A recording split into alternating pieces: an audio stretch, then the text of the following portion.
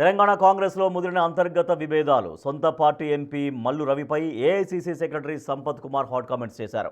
ఉమ్మడి పాలమూరు జిల్లాలో ఓడిపోయిన తనకు అండగా ఉండాల్సింది పోయి మల్లు రవి వెన్నుపోటు పొడిచారంటూ సంపత్ కుమార్ తీవ్ర ఆవేదన వ్యక్తం చేశారు.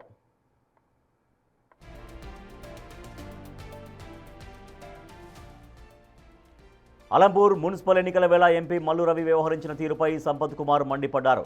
అలంపూర్లో కాంగ్రెస్కు ఎంపీ ఓటు పడుతుందని ఆశించామని, కానీ మల్లు రవి అనవసరంగా గద్వాలకు వెళ్లి ఓటు వేశారని ధ్వజమెత్తారు.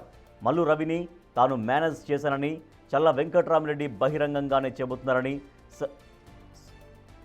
సర్ప్లస్ ఓటు ఉన్న చోట మల్లు రవి ఓటు వేయడం వెనుక అంతర్యం ఏంటని సంపత్ కుమార్ ప్రశ్నించారు. ఈ పరిణామాల వల్ల కలిగిన బాధనంతా దిగమింగుకుంటున్నానని ఆవేదన చెందారు.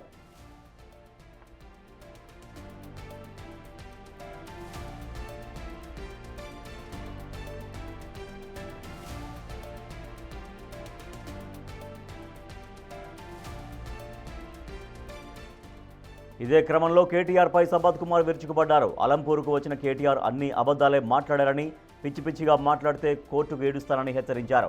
కాంగ్రెస్ సభ్యత్వాల విషయంలో కేటీఆర్ చేస్తున్న ఆరోపణలను సంపత్ కుమార్ కొట్టిపారేశారు.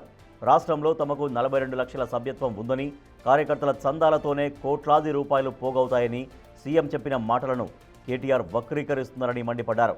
కేటీఆర్ కళ్లతో చూడడు, చెవులతో వినడు, కానీ నోటితో విషం కక్కుతున్నాడు అంటూ సంపత్ కుమార్ చేసిన వ్యాఖ్యలు ఇప్పుడు ఉమ్మడి జిల్లా రాజకీయాల్లో పెను సంచలనంగా మారాయి.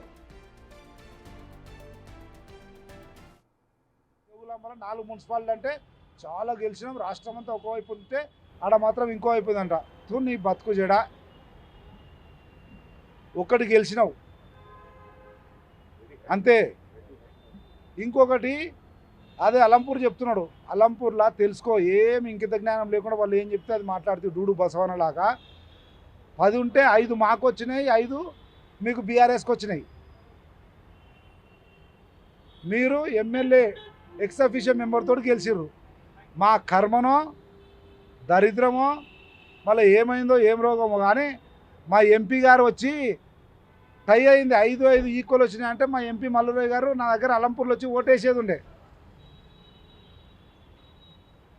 ఏం మాయ జరిగిందో కానీ 2 సర్ప్లస్ ఓట్లున్న కాడ పోయి ఓటేసిన ఆయన.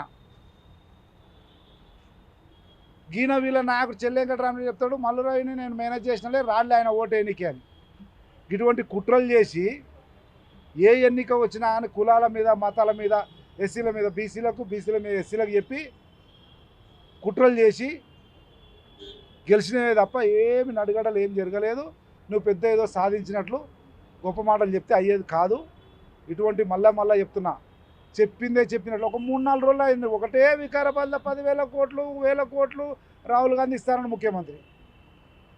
అక్కడ ఏం మాట్లాడిండు? కొద్దిగానన్నా మినిమం కామన్ సెన్స్ ఉండాలి. బేకు నువ్వు 10 సంవత్సరాలు మంత్రిగా పనిచేసినావు, పెద్ద చదువు చదివినావు, గిదా నీ సంస్కారం, గిదా నీ తెలివి, గిదా కట్పేస్ట్ రాజకీయాలు నువ్వు చేసేది.